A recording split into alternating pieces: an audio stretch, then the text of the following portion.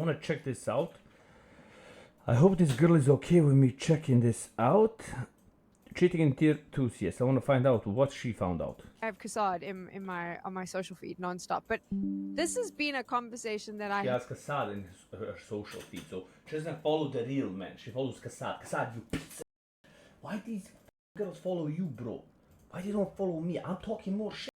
You have a wife. Probably her Kassad has a wife as well. Probably she's hurt by my bad words. Loba uses bad words. I can't follow that. I can't read that. Have seen and that I've kind of followed for forever, but I haven't really, when I say followed, I've just watched the conversation. I haven't really deep dived into it. So tier 2 cheating, is it become worse now that that it is sort of an open system, if you like, or was it always what it is? I don't think it's got worse. I think there's probably more egregious examples of it that you can see because there are sort of open qualifiers to big events. And before we get into this, I want to preface this by saying I think this guy's clueless already. If you can say it's not bigger than before, how can you find so many more examples now than you could in 2022 and 2021? Like, there's so many more examples since the new system. But his logic is, no, we just couldn't see it before. Like, it's the same now, and before, we just didn't have the eyes to see it. Bro, dude is braindead. Let me see who he is. I don't even know who he is. B-Dog CS Twitter. What is he? Tell me he works for freelancer content creator. Okay, so he doesn't even work for anybody. He's a commentator. And he's talking about this. We have another guy who doesn't play the game talking about when it was worse, now or before. Why don't she call somebody who knows and plays the game? Like, I called Ganguinho, and the guy who match fixed and played with cheaters is telling us that it's now 10 times worse. But we're not going to listen to the guy doing it telling us that it's much worse. We're going to listen to a commentator telling us that it's not much worse, we just didn't have the eyes. Today's video is sponsored by Rain GG. Rain is one of the fastest growing CS2 case opening sites. Besides fun case openings, they offer game modes like case battles, upgrader, and doubles. Rain gives players free daily, weekly, and monthly cases. If you sign up with my code Loba, you get 3 free cases and 5 deposit bonus. The site supports instant deposit and withdrawals using skins or crypto. If you want to try Rain, click the first link in the pinned comment and use code Loba to claim your rewards. Please remember, loot boxes sites can be addictive, so make sure you're over 18 and only spend money you can afford to lose. Good luck. I'm not going to accuse anyone here, guys. Like, I know you're going to really want me, the tier 2 caster guy, to say these guys are definitely cheating, these guys are doing this. I'm not going to do that. So I'm trying to get that out of the way first. But I think it's always been very prevalent. And I saw a YouTube short, I think that you had with Fret, where he was basically just saying, look, this is always going to be everywhere. And that's the reality. I think people are going to niche this into Counter-Strike, because obviously people will follow their circles of what you're interested in, right? And Counter-Strike gaming is definitely one of them, but it is niche. However, with that being said, cheating in a community / match fixing / trying to have a competitive advantage to win is prevalent across all shapes of walks of life. Like, this is... Bro, brother, it's not as big anywhere as it is in CS2 for one reason. CS2 has skins. The skins are worth a lot of money. Valve enables gambling and match fixing, so it's easier for people to move around the money through skins to bet more, because there's so many betting and gambling sites within CS2 compared to everywhere else. Because just now, Valorant is adding gambling sites, betting sites. So with that, it's gonna come gambling, because they can't survive. Because some famous guy posted evidence that a lot of the esports, and I've been saying this for like 5 years, a lot of the esports orgs and players cannot advertise the product's good, and then the users don't buy the product. So a lot of the real companies are getting out of esports, and a lot of gambling and match fixing is betting, is running esports. So you're now having Valorant enabling betting and gambling because they don't have money to survive. They don't have real sponsors anymore. So a guy posted that, exposed that, and showed proof of that, real companies getting out of esports because the pro players don't even have 1,000 followers. You go to tier 1 pros, me as a casual streamer has more followers, more reach than the tier 1 major player or major winner, like stuff like that, you know? Like I get through the month, just on my Instagram, around 85 million views. A million views just Instagram, because I have like 7-8 profiles. So all these profiles together with reels, stories, everything, 80 million easy. That's like a bad month. Like my main, which I don't post a lot of reels every few days, has currently 13.5 million. Here you are. Main. You can see, I don't know if you can see it. 13.5 million. And that's low. Like the other ones go 20, 25. So the pro players don't invest in getting followers reach to advertise the products, and then the advertisers get out and the gambling and betting comes in. This guy's clueless. That's why he's a tier 2 commentator. He's clueless, and you can see he's clueless because when he's talking, he's like, what should I say? What makes sense? Like his eyes are all over the place. He doesn't talk about it confident. He's like, I think maybe, you know, it wasn't, you know, we didn't see it. We were kind of blind. Like, dude is clueless. Not Counter-Strike dependent. This is everywhere.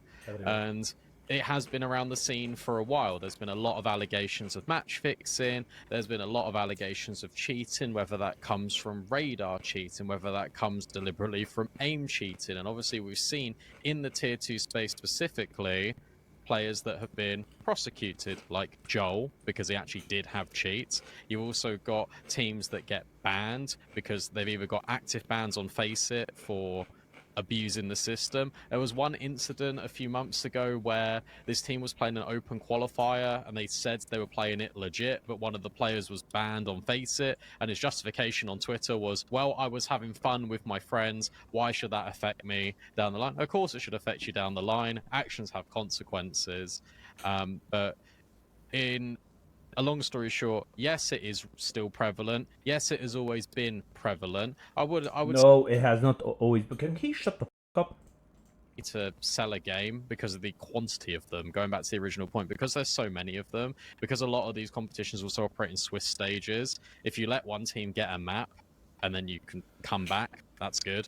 And that's kind of easy to do. So it wouldn't surprise me. Like, I think I'd be a lot less surprised if people said, oh yeah, like 30% of games were match fixed, or even more, to be honest.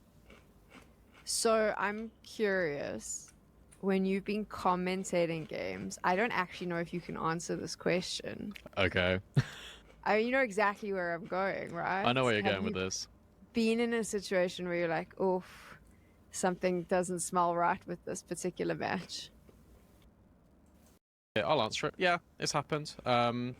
It hasn't happened loads, but it definitely has happened in my time as a commentator in tier 2 and tier 3.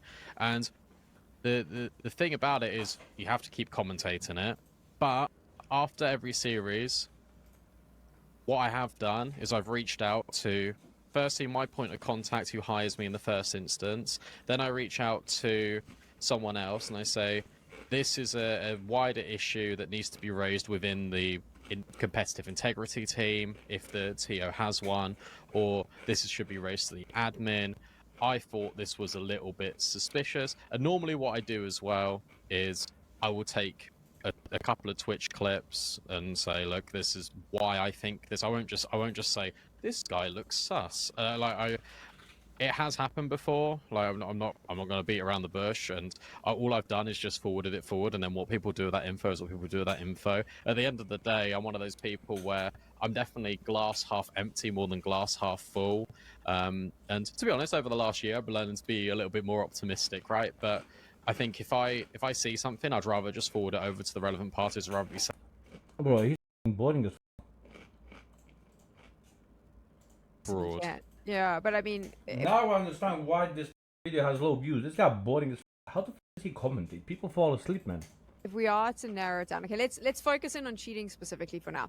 The Okay. ENCE drama that happened recently. So this is a team that has been pretty vocal in the last, and since the open circuit, right, beginning of the year, ENCE has had to, they are having to grind through tier 2, tier 3 to try and qualify for lands, meaning that they are pretty vocal about what's going on in those games. And they have, on occasion, and I think they've done it recently, come out and gone, hey, here's a clip. We think this is suspicious, straight out, and kind of drawn attention to those things. Yeah, so if you want to talk about the Ent stuff, there was a team called Rosie that they were playing against, and basically this blends into a bigger issue that I want to talk about as well when it comes to like camera placement for broadcast, but also just camera placement in general for tournaments. We'll talk about that as an aside. If we're focusing specifically on what happened in this incident, basically in tier 2, one of the accusations that gets thrown around a lot is the use of radar. And what that basically is it's external assistance that gets put onto the game, whether you are using a different monitor entirely, or maybe some instances it's a laptop. I've seen clips of where it's basically relaying information from the game and it's telling the team exactly where the enemies are. And as a result, you get these perfect timings or these really convenient pushes from the other team based off nothing. They'll walk through a smoke on a random timing. They won't throw any utility, and they'll just magically catch you as soon as you've turned your back after you've been holding that angle for Bro, can you talk about the subject, 30 bro? seconds. Is that Counter-Strike timing, or do they magically know what's going on? You've made a lot of noise over towards the B bomb site. You've deliberately and meticulously planned out this fake. You've dropped everything. You even sent a couple of players in. They're having a gunfight. Then you go in towards the other bomb site, and there's 3 or 4 guys there. Like, why has that happened? That's your bare bones example of radar cheating. And yeah, Ents have been very vocal about it. The clips that have been submitted and sent more often than not are pretty damning. Like, there's some ridiculous rotations, and you might be sat there thinking, if you're a little bit unexperienced, or if you're just a passive watcher of Counter-Strike, you're thinking, well, why are they accusing them? Like, they just had a good read. It can boil down to that sometimes, and there have been instances where teams, I think, have definitely come out the woodwork and have looked very good and have got, I think, unnecessarily slated on Twitter. I think the rise of Passion UA last year, a lot of people were doubting their abilities. Then they went to LANs and they got given the respect. The same with Namiga as well. Then they went to a res event.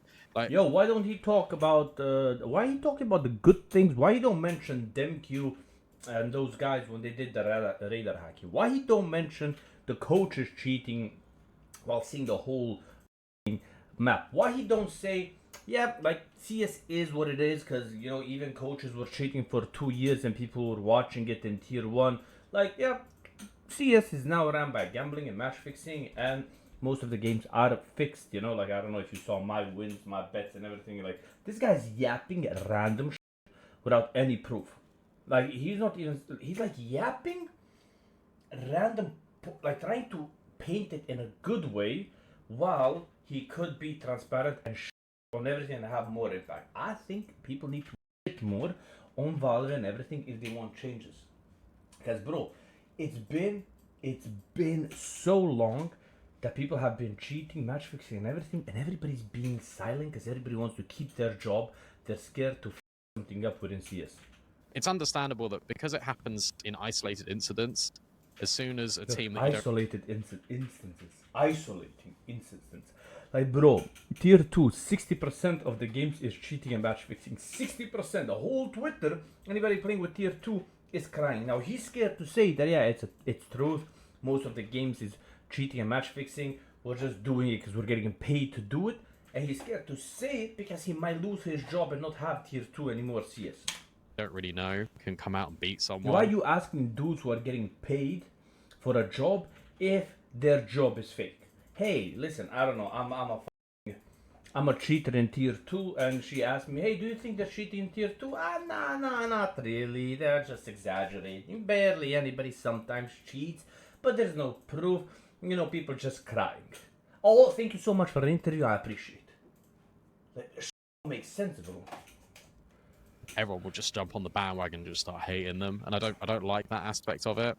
But I understand to a certain extent because there are bad apples in the scene, but you're going to get that in whatever scene you're in. But directly, that's what happened with Ents, and then it was found out that they were sort of, you know, using external assistance.